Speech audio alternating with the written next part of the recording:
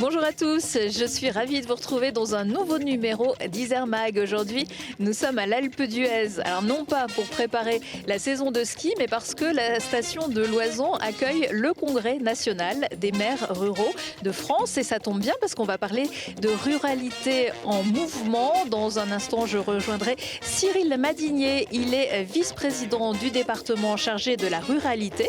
Il est également président de l'association des maires de l'Isère. Mais avant cela, pour tous les autres sujets, vous le savez, c'est la tradition. On regarde le sommaire. Pour que le berger n'ait plus peur du loup, le département a fait héliporter une cabane tout confort sur les prairies de Pravouta. Les ovins peuvent ainsi continuer à brouter la bonne herbe de l'alpage de Chartreuse et le gardien dormir à proximité pour intervenir en cas d'attaque de loup. Retour sur la rentrée des classes et cette année encore, l'Isère a décidé de chouchouter les collégiens et le porte-monnaie de leurs parents. Des repas toujours plus locaux et bio qui restent à 2 €. Et pour les sports, la culture et les loisirs, une carte tatou cadeau d'un montant de 60 €. Et puis l'Isère cultive la flamme pour les Jeux Olympiques de Paris.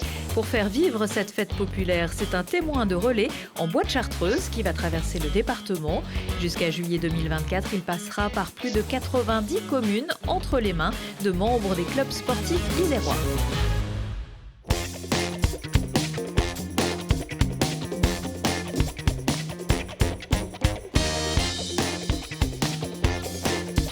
Bonjour Cyril Madinier. Bonjour à vous. Vous êtes vice-président du département, délégué à la ruralité et président de l'association des maires ruraux de l'Isère. Et grâce à vous, aujourd'hui, le bonheur est un peu dans le pré, puisque dans cette première partie de l'émission, il va être question de ruralité. Mais comment on définit une commune rurale ? Une commune rurale, c'est déjà, on le définit en fonction du nombre de population. Je dirais au niveau de l'INSEE, c'est moins de 3500 habitants, déjà dans un premier temps. Après, il n'y a pas que ça. Je dirais, on regarde aussi le principal acteur économique de nos communes rurales, ce qui est l'agriculture. Et puis après, c'est vrai, c'est la taille de la commune, c'est l'emplacement de la commune. Voilà. Est-ce qu'il y a beaucoup de communes rurales en Isère ? Les 3/4 des communes iséroises sont rurales. Donc c'est un territoire avec des grandes villes, mais aussi beaucoup de petites communes rurales. On peut d'ailleurs noter que 36% des Isérois vivent en milieu rural. Et vous êtes donc vice-président à la ruralité. C'est un poste qui n'a pas toujours existé dans le département. Est-ce que c'est un signe fort ? Écoutez, c'est un choix fort du président et de son exécutif au moment de l'élection de 2021 de mettre un vice-président délégué à la ruralité. Bien sûr que c'est important, bien sûr que c'est un signe fort et bien sûr que le département aime sa ruralité. Et donc moi, je m'efforce au quotidien, je dirais, à défendre le principe de la ruralité. En plus, au niveau de ce congrès, les villages d'avenir, donc une ruralité qui évolue, qui est en mouvement. Comme vous pouvez le voir sur l'affiche d'Isère Magazine, c'est vraiment la ruralité en mouvement qui est capable d'évoluer, mais garder quand même ses traditions. La charte départementale de la ruralité a été signée à l'unanimité le 30 juin. Pourquoi elle a été faite, cette charte ? Elle s'adresse à qui ? En fait, la charte départementale de la ruralité est un outil opérationnel à l'endroit des maires. C'est vraiment une aide qu'on va apporter aux différents maires élus des conseils municipaux qui pourra l'adapter en fonction de son territoire. Et cette charte, je dirais, devra évoluer au fil de temps et en fonction de la volonté de chacun. C'est un petit peu une boîte à outils, on peut venir y piocher des idées. Alors il y a énormément de choses, c'est une 40aine de pages sur des sujets aussi divers et variés que la biodiversité, l'agriculture, des tas de choses. Est-ce que vous avez quelques idées d'exemples comme ça ? Je vais vous donner un exemple, moi qui me tient vraiment à cœur. On parle du monde associatif. Moi, le monde associatif, je le connais, je vis avec en tant que maire d'un petit village. Vous savez, sans les associations, nos villages meurent. Et donc le fait qu'on fasse un focus sur le monde associatif, c'est quand même le maintien du lien social dans nos villages. Et je pense qu'au niveau de la strate départementale, c'est très bien de la promouvoir et il faut qu'on aille de l'avant dans ce sens. Dans cette charte, il est aussi question des néo-ruraux. Depuis le Covid, notamment, il y a de plus en plus de gens qui quittent la ville pour venir habiter à la campagne. Et il faut pouvoir concilier tout ce monde. Bien sûr. Les néo-ruraux, quelque part, c'est une chance pour la ruralité. C'est vraiment une chance parce que moi, je suis un fervent défenseur du maintien de nos écoles dans nos villages, si vous voulez. Parce qu'autrement, sans école, les villages meurent. Et après, il faut les accueillir, il faut savoir les accueillir le mieux possible. Et c'est vrai que dans la ruralité, parfois on a des codes, comme tout à l'heure je vous parlais de tradition, et la ruralité c'est quand même un haut espace de liberté. Donc je pense que chacun peut vivre de ses passions sans choquer personne, je dirais quelque part. Nos amis agriculteurs travaillent, donc ont besoin d'espace. Donc c'est leur vie, je dirais quelque part. Mais derrière, il faut quand même accepter. Il faut qu'il y ait des contreparties, si vous voulez, quelque part. Mais rassurez-vous, les nerfs ruraux sont toujours bien accueillis chez nous. Parce que nous, on aime passionnément les gens. Et moi, ce que je peux dire, si des personnes issues de la ville, la charte départementale de la ruralité n'est pas là pour opposer l'urbain au rural, bien au contraire. Et en fait, on est là pour accueillir. Mais d'où l'importance des associations. Venez chez nous, vous serez toujours bien accueillis, mais il y a quand même des contreparties. Alors, on est très bien accueillis aussi ici au Congrès national des maires ruraux de France qui se déroule donc en Isère. C'est une reconnaissance. Bien sûr, bien sûr. Et puis, la dernière fois que le Congrès des maires nationaux ruraux a eu lieu en Isère, c'était en 2008 à Autran. Et donc c'est vrai, sur ce mandat, et je remercie Michel Fournier, donc le président des maires ruraux de France, de nous permettre de l'organiser sur notre département de cœur, quelque part. Et je dirais le fait qu'on vienne à l'Alpe d'Huez, je veux dire, on a pris de la hauteur. Et derrière, on prend de la hauteur, et puis derrière, on a de l'espace. Mes collègues maires arrivent, et les partenaires arrivent le vendredi, posent la voiture, et récupèrent la voiture le dimanche. Ça, c'est de l'écologie. Mais nous, on le fait, parce que nous, on est pragmatiques. Et ce congrès, c'est aussi l'occasion de mettre en avant les spécificités locales. Bien sûr, bien sûr, bien sûr. Mais on va le faire. Donc je vous dis, on va passer 3 jours très agréables ici à l'Alpe d'Huez. Alors, vous l'avez un petit peu laissé sous-entendre, vous êtes maire d'une petite commune qui s'appelle Flachère, qui est dans le secteur de la Tour du Pin. Il y a combien d'habitants à Flachère ? Alors, sur la commune de Flachère, nous avons 560 habitants. Donc c'est vrai, c'est une petite commune rurale où il fait bon vivre. Vous savez, à Flachère, je vais faire un peu la promotion de mon village. Une fois par an, on a une foire, ce qui s'appelle la foire au navet. Et c'est le seul navet qui pousse sur la commune de Flachère. Vous savez, c'est un navet bien particulier. Et moi, je vous invite, chers auditeurs de Télé Grenoble, à venir nous rendre visite au mois de novembre. Et vous verrez, il y a un repas, c'est très festif. Et on passe toujours une belle journée. Parce que nous, la commune de Flachère, on sait accueillir. Parce que nous aussi, on aime les gens, passionnément. Cette fête du navet, c'est un de vos souvenirs marquants en tant que maire ? Il y a ça, mais il y en a de très nombreux. Moi, j'ai des souvenirs de manifestations qui génèrent énormément de monde, l'organisation, le nombre de bénévoles qui est avec nous. Vous savez, il y a plein de grands souvenirs qu'on garde. Après, c'est vrai que c'est des choses qu'on garde bien souvent en soi. Parce que, vous savez, on n'est pas toujours très expressif. Mais je veux dire, rien que le sourire des gens, le merci, ou le bonjour Cyril, parce qu'il n'y a pas de bonjour monsieur le maire sur la commune de Flachère, c'est bonjour Cyril, comment tu vas ? Moi, pour moi, ça me suffit. Merci beaucoup Cyril. C'est moi qui vous remercie.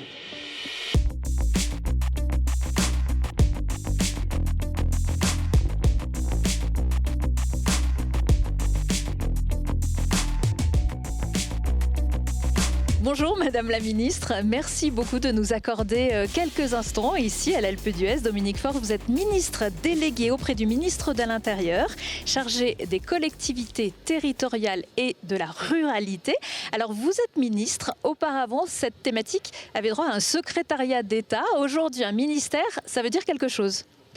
Oui, ça a été effectivement une jolie surprise quand je suis rentrée au gouvernement en juillet 2022. Vous savez, j'étais maire d'une commune de 14 000 habitants, je suis devenue députée au printemps 2022 et effectivement, je suis devenue secrétaire d'État à la ruralité. Je suis élue d'une circonscription extrêmement rurale. Je suis audoise d'origine, l'Aude est extrêmement rurale aussi.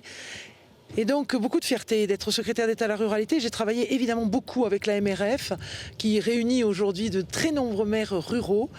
L'idée a été de porter ensemble un programme, un plan de politique publique qui vise à améliorer la qualité de vie de nos concitoyens dans nos villages, dans nos campagnes, dans nos montagnes, dans nos littoraux. Mais dans ces territoires, on peut reculer où le citoyen ressent quand même très souvent un sentiment de relégation. Donc oui, je suis devenue ministre déléguée en charge des collectivités territoriales, donc là, et de la ruralité. Donc j'ai gardé la ruralité et je suis maintenant en charge de toutes les tailles de collectivités. Je suis bien sûr toujours très attachée à la ruralité et aux communes de petite taille, mais j'étais par exemple avant-hier à Saint-Malo aux journée de région de France. Ils sont 13, vous savez, nos présidents de région. Je vais aller au congrès de l'Assemblée des départements de France. Je serai bien sûr au congrès de l'AMF. Toutes ces associations d'élus, vous savez, les maires et les élus locaux, ils tiennent notre République, ils tiennent notre démocratie. Donc je me dois, parce que c'est mon portefeuille ministériel, d'être à leur côté quand ils se réunissent pour travailler avec eux. Qu'est-ce que vous aviez envie de leur dire aujourd'hui à ces maires réunis à l'Alpe d'Huez ? Alors j'ai eu beaucoup de plaisir à leur présenter France Ruralité, surtout la composante qui s'appelle Village d'avenir, destinée à amener de l'ingénierie à ces maires, de l'ingénierie financière, de l'ingénierie technique, de l'ingénierie prospective. Vous savez, c'est de la méthode pour accompagner des élus qui souvent sont seuls, ils sont avec leur équipe municipale, mais ils ont une secrétaire de mairie et ils n'ont pas trop de services pour les accompagner dans leurs réflexions, pour tout simplement porter des projets. Et donc Village d'avenir, c'est quand même 100 chefs de projet que nous finançons, nous allons mettre en préfecture au service de tous ces villages. Alors les maires, ils étaient là pour vous écouter, vous étiez aussi là pour les écouter, vous avez échangé ensemble et c'est vrai qu'ils sont un petit peu inquiets malgré ce programme. Comment les rassurer ? Alors la vie est rude en ruralité et leurs habitants rencontrent des difficultés.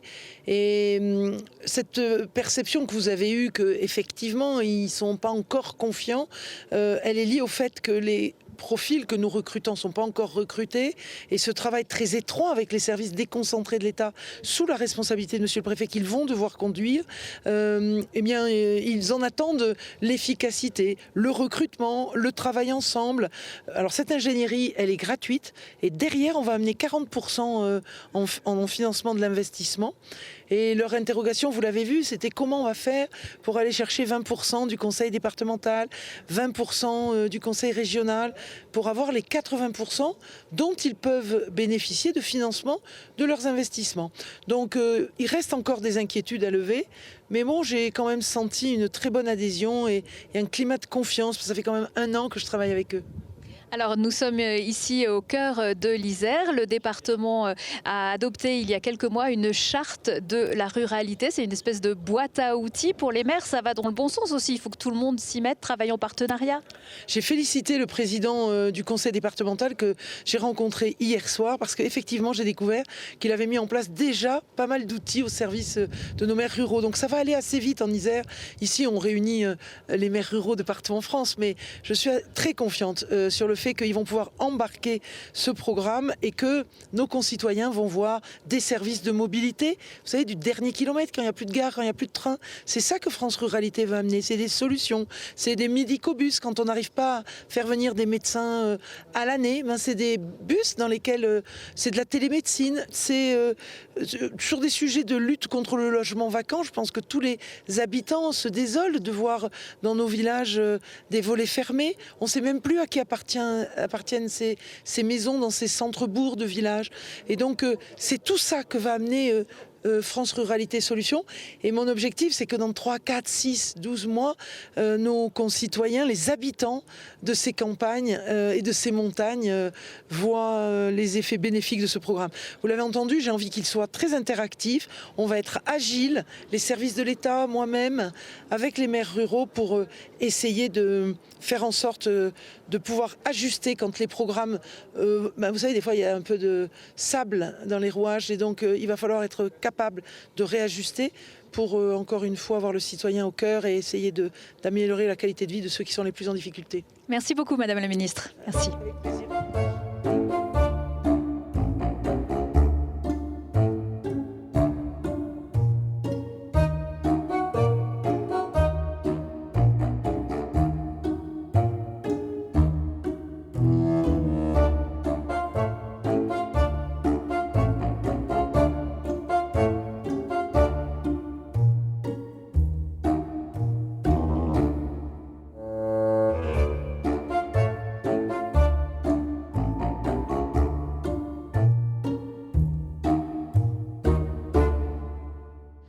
Un sujet qui concerne évidemment plus les communes rurales que les villes, c'est le pastoralisme. On compte en Isère 176 alpages pâturés.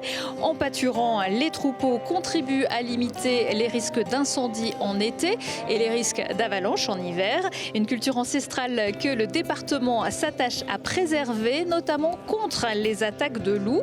À l'été 2023, une cabane pastorale a été installée à Pravouta sur l'alpage du col du Coq en Chartreuse pour que le berger puisse toujours garder un œil sur ses 1350 moutons qui passent l'été au frais. C'est un reportage de Camille Avon. Moins de stress, moins de déplacements, être plus proche de ses bêtes, c'est ce qu'offre cette cabane. Cet abri pour les bergers a été installé sur les alpages du col du Coq dans le massif de la Chartreuse. Un berger y vit depuis 2 semaines. Pour lui, ce refuge rend son quotidien plus facile. Ça me permet, quand on est sur ce quartier-là, de ce côté, Pravouta, donc essentiellement les week-ends, de pouvoir rester là-haut, de ne pas faire des allers-retours entre mon chalet principal qui est un peu loin et ici. De pouvoir surveiller les bêtes la nuit si vraiment il y avait une attaque, s'il y avait du mouvement, de l'entendre et d'être à proximité, de pouvoir réagir aussi. Lit, réfrigérateur ou encore chauffage, cette cabane a été totalement aménagée pour le confort du berger. Les attaques de loups auraient augmenté sur le territoire du département, 22 meutes seraient présentes dans le Vercors et maintenant en Chartreuse. Alors pour le département, il est nécessaire de soutenir le pastoralisme en s'adaptant aux besoins des bergers. Il faut le faire dans de bonnes conditions, s'adapter aux conditions, celles de la prédation du loup, s'adapter aussi aux besoins et aux nécessités du travail du berger, qui est un travail pénible, fatigant, stressant. Donc il faut qu'on mette en œuvre tout ce que l'on peut pour faire en sorte que ce soit acceptable pour lui. En complément de cette cabane, un dispositif appelé le berger d'appui a été mis en place pour que les bergers puissent trouver des moments de répit sans laisser leurs bêtes à l'abandon. Cette année, c'est une bergère qui viendra leur offrir son aide. Elle va être envoyée sur les alpages qui ont un besoin ponctuel parce que le berger n'est pas arrivé, parce qu'il est malade, il faut le remplacer, parce qu'il y a trop de prédation et qu'il faut du renfort et il faut du soutien ou n'importe quel incident de la vie d'un berger. Cette cabane a été financée par le département à hauteur de 20 000 €, des dispositifs qui pourront peut-être aider le quotidien des bergers. Et le plus grand pâturage de France se trouve justement en Isère, c'est l'alpage du Sénépi en Matésine.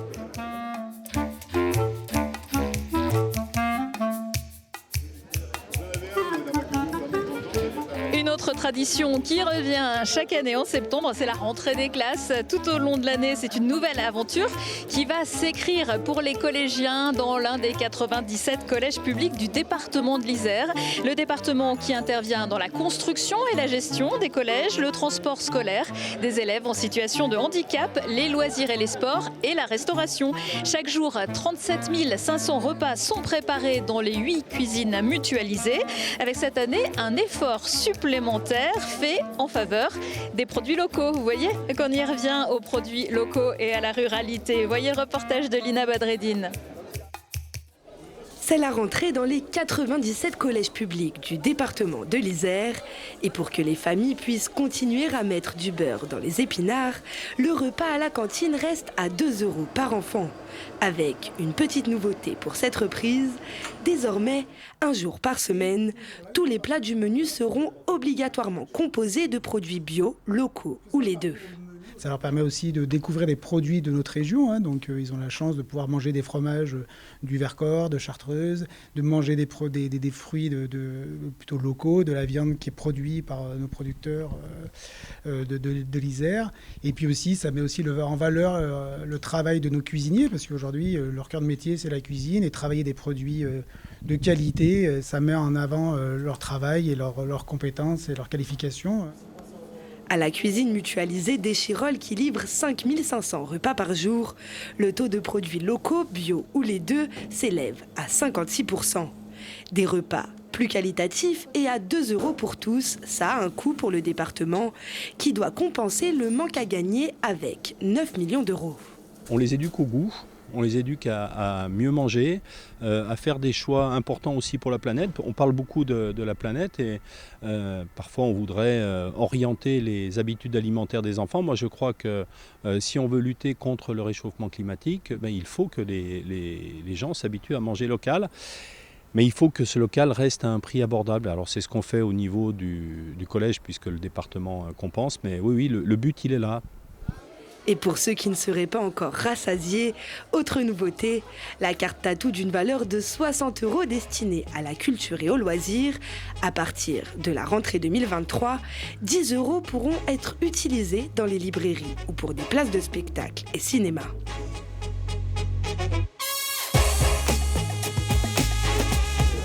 Et voilà, et comme j'ai été très sage cette année, j'ai demandé au Père Noël un abonnement à Isermag. Et avec la caisse d'allocation familiale, ce montant peut même atteindre les 120 €. Et pour revenir à nos assiettes, le département s'engage à maintenir le cap de 100% local ou bio pour 2028. Voilà, j'ai trouvé refuge dans une cabine de téléconsultation pour vous parler santé publique et collège égale prévention. C'est l'addition du jour. À partir de cette rentrée, la vaccination contre le papillomavirus est généralisée pour les élèves de 5e. Elle est gratuite et non obligatoire. Le département de l'Isère avait pris les devants dès 2018 avec une campagne de communication auprès des jeunes filles de 11 à 14 ans. Cette campagne a été élargie en 2021 aux garçons.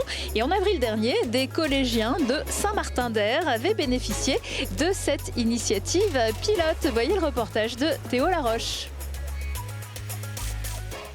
Coqueluche, méningite ou encore tétanos, les jeunes sont-ils au point? En tout cas, ils ont eu droit à une piqûre de rappel au collège Henri Vallon de Saint-Martin-d'Air.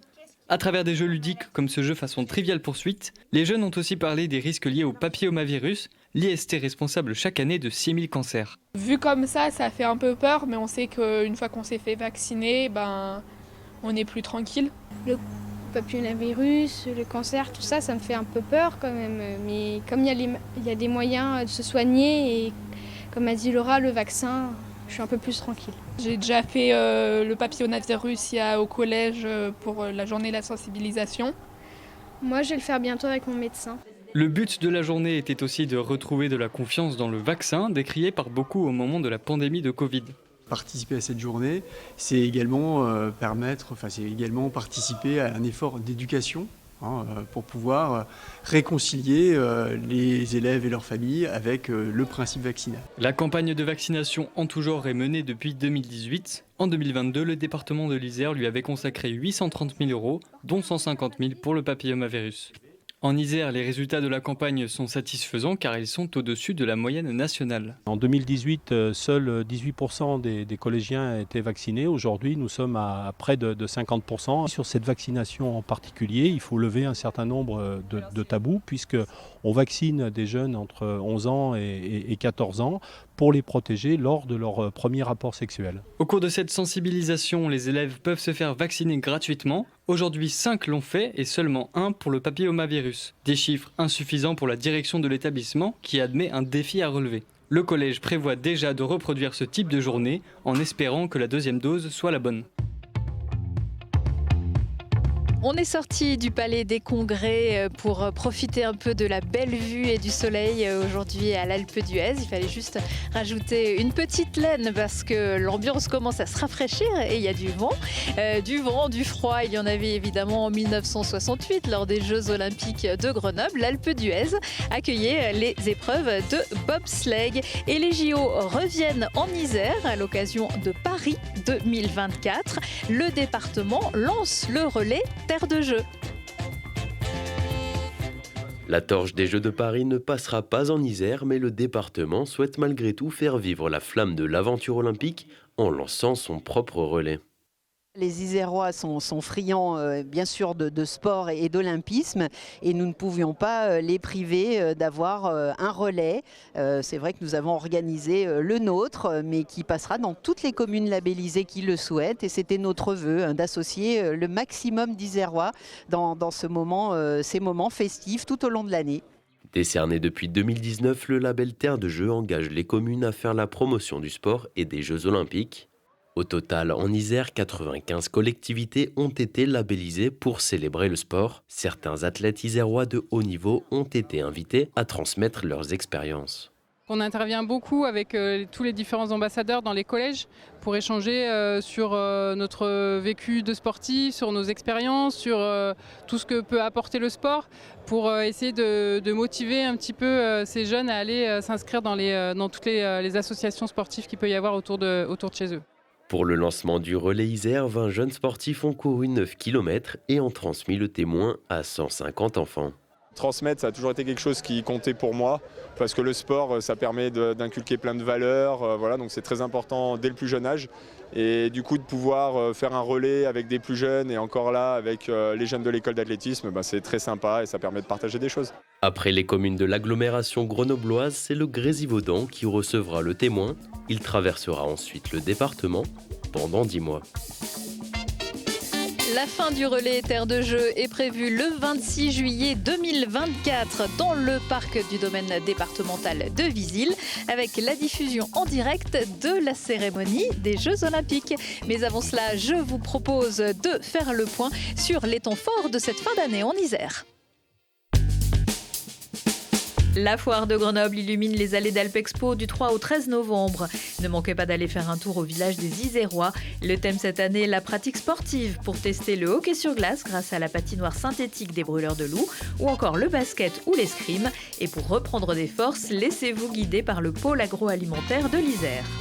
Les produits Isère, on les retrouve aussi aux Mines, le marché d'intérêt national basé rue des Alliés à Grenoble. Célèbre cette année ses 60 ans, grossistes et producteurs s'y retrouvent chaque matin et peuvent aussi s'y fournir en fruits, légumes et autres produits locaux agréés Isère qui viendront agrémenter les rayons des supermarchés et magasins de proximité isérois. La Côte Saint-André prolonge le mythe et tient la note. Dans le prolongement du festival Berlioz qui a lieu tous les étés fin août, le musée Berlioz propose jusqu'à la fin de l'année une exposition consacrée au mythe de Faust qui a inspiré le musicien isérois pour créer l'une de ses œuvres les plus emblématiques conçue comme une succession de scènes quasi cinématographiques.